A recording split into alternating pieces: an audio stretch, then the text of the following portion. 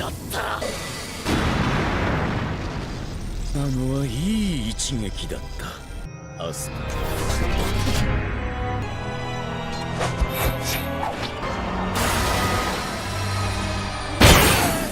Ever watch an anime where the main character is just pathetic? Like, how are you even alive? Levels of weak. We all have, and we can't look away. Because there's a special kind of magic in watching that same character go from being the universe's punching bag to becoming its most broken, unstoppable force. That's what we're celebrating today, the greatest glow-ups in anime history. These aren't just power-ups, they're complete system overhauls. We're talking about characters who start so low, so utterly powerless, that their only direction is up. And boy, do they climb. They redefine what overpowered even means. So, whether you need that motivational kick, or you just want to relive the hype, you're in the right place. This is your curated list of the most insane, most earned, most satisfying zero-to-hero journeys ever animated. But first, fuel the algorithm, smash that like button, subscribe, and hit the bell. It's the free 2-second power-up for your anime feed. Let's get into it, starting with number 10.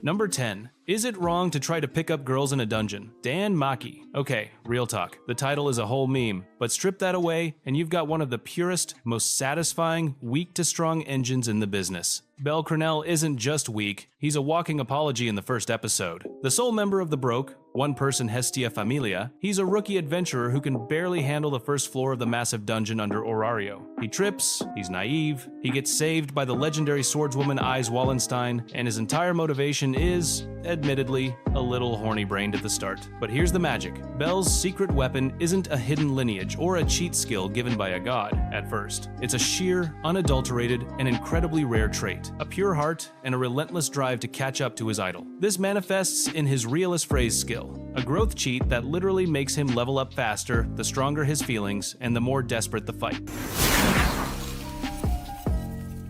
Number 9. Tokyo Revengers. Now, this one's a curveball. Takamichi Hanagaki isn't OP in the traditional sense. He doesn't shoot laser beams or unlock a 9th tier magic circle. He starts as a 6-year-old loser with a terrible job, who finds out his middle school girlfriend, Hinata, was murdered by the Tokyo Manji gang. After a shove in front of a train, yeah, it's dark, he time leaps back 12 years to his scrawny, crying middle school self. And let me be clear, Takemichi is weak. He's a crybaby. He gets punched once and sees stars, and his first instinct is to run. His power is purely his knowledge of the future and a durability that would make a cockroach blush. But his journey to becoming OP is one of the most compelling on this list because it's about a different kind of strength. It's about guts, unwavering loyalty, and the power to change hearts. He stares down legendary delinquents, takes beatings that would hospitalize a UFC fighter, and through sheer, stubborn will, he starts altering fate. He earns respect not by winning every fight, but by never staying down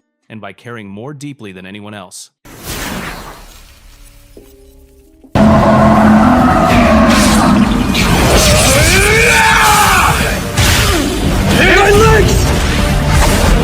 What's wrong? Not enjoying yourself so much anymore?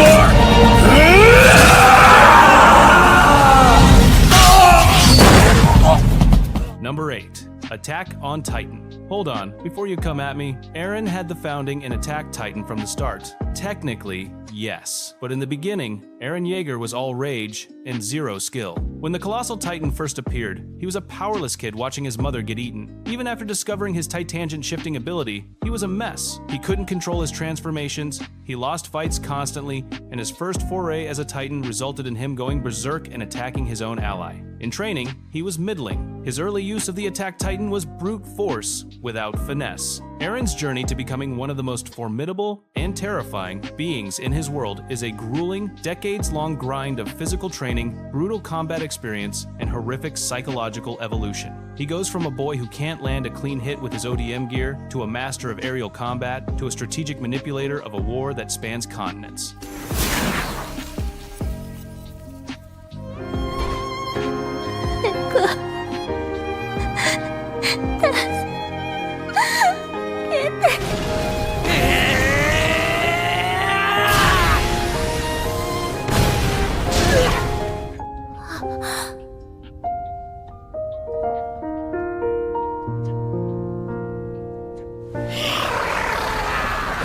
いてんだろうが Number 7. Blue Exorcist. Rin Okamura seems like your standard troublemaker kid until the day his foster father is killed by demons and Satan himself shows up to claim Rin as his son. Yeah, plot twist. Rin's always had his demonic powers, but they were sealed away inside the sacred sword Kurakara. Once he draws that sword to save his brother Yukio, the cat's out of the bag. Blue flames, super strength, a tail, pointed ears, the whole demonic package. And everyone at True Cross Academy is rightfully terrified of him. Here's the catch. Rin has zero control. His flames burn everything, he's an academic disaster in exorcist classes, and his own power constantly backfires on him and his friends. He's treated as a ticking time bomb, not a hero.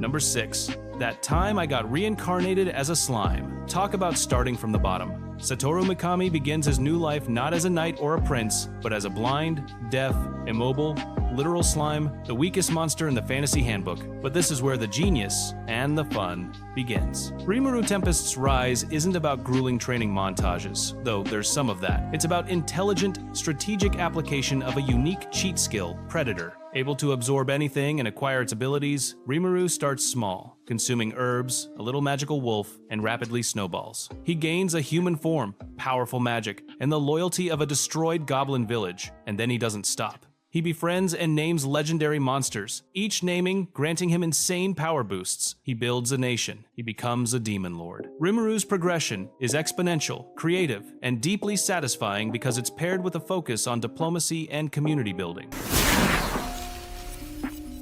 Let's go!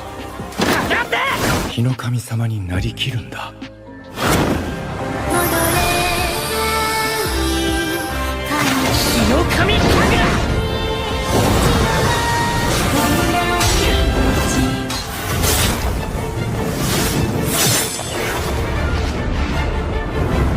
Number 5. Demon Slayer. What makes Tanjiro's zero to hero arc so breathtaking is the sheer depth of his starting point. He isn't just physically weak, he's emotionally leveled. He starts as a simple, kind-hearted coal seller, whose entire family is slaughtered by a demon with only his sister Nezuko turned. To save her and get revenge, he has to become a demon slayer, and the path is merciless. He trains under the stern Sakonji Urokodaki, breaking his body just to pass the entry exam. Even with his keen sense of smell, a trait less like a cheat and more like a trauma-heightened burden, his early fights are desperate, inelegant scrambles. He doesn't win, he survives, through broken swords, dislocated joints, and pure stubborn will. What makes Tanjiro's ascent to OP status so profoundly satisfying is its rooted humanity. His power growth is a beautiful, painful metaphor for mastering grief itself. He first adopts the fluid, adaptive forms of water breathing, a style that mirrors his empathetic nature. But his true breakthrough comes from returning to his origins, unlocking the Hinokami Kagura, the fiery, primordial sun-breathing passed down through his own family. This isn't just a power-up, it's an embrace of heritage.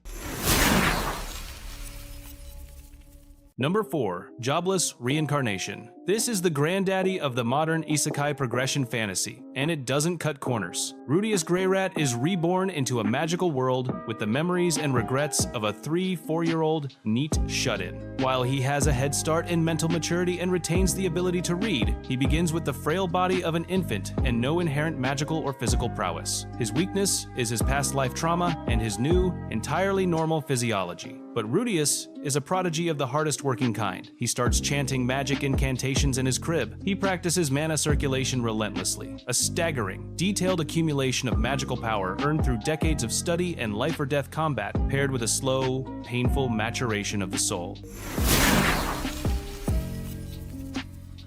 Since I inherited One for All from him, I tried to do the same thing, copying his every technique. Number 3. My Hero Academia, the blueprint for a generation. Izuku Midoriya's starting point is the most definitive zero imaginable in his world, quirkless. In a society where 80% of people have superpowers, his dream is a statistical impossibility. But here's the genius of Deku's journey. Even when the greatest hero bequeaths him the world's most powerful quirk, he starts from zero all over again. One for all doesn't elevate him, it nearly kills him. His body isn't a vessel for power, it's a glass cannon shattering on first use. This is where the real grind begins. Deku's path to becoming OP is a masterclass in scientific hustle. It's not just about screaming louder, it's about calculus-level control. We watch him meticulously calculate percentages, 5%, 8%, 20%, transforming a full-body wrecking ball into a precise, full cowl current humming through his limbs. His notebook analyst mind becomes his greatest weapon, turning every fight into a puzzle where his overwhelming power is just one piece. And just when you think he's mastered it, the rules change again with the violent awakening of Black Whip,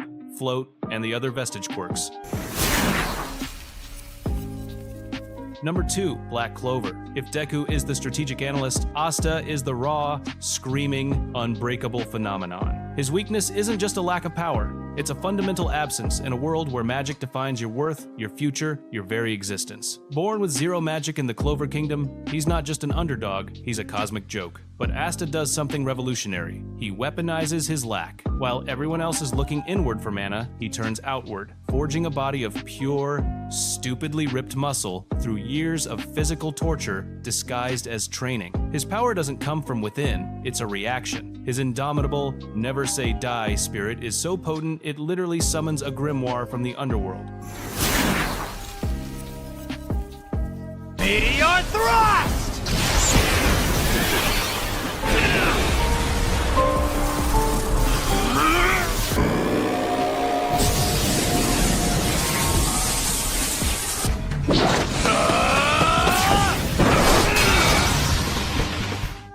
The rising of the shield hero. No one, and I mean no one, embodies the starts at rock bottom premise like Naofumi Iwatani. Summoned as one of 4 cardinal heroes, he's handed the shield, the sole defensive weapon in a party RPG world. Immediately dismissed as weak and non-offensive, he's betrayed, falsely accused, robbed, and publicly branded as a criminal. He begins his journey with literally 1 copper coin, the absolute worst reputation, and a soul-crushing hatred for the world that betrayed him. His weakness isn't just statistical, it's social, emotional, and economic. Watching Naofumi claw his way up from this abyss is a visceral experience. He learns to use his shield's passive abilities creatively: airstrike shield, shield prison, changing shields for different bonuses. He starts with the weakest monster, a balloon, and through the pain-sharing slave crest, raises the demi-human Raftalia, forging a true partnership. And there you have it, 10 iconic journeys from the depths of weakness to the peaks of overpowered glory. Each of these shows takes that core fantasy and twists it in its own unique way, giving us catharsis, hype, and those legendary, he just leveled up moments we live for. Did we miss one that you think deserves a spot? Scream at me in the comments below. And remember, this is your sign to finally start that one on your watch list you've been saving. Who knows, maybe their journey will inspire your own. If you enjoyed this deep dive, do the algorithm a solid. Like, subscribe, and hit that bell for more. Until next time, keep training and keep watching.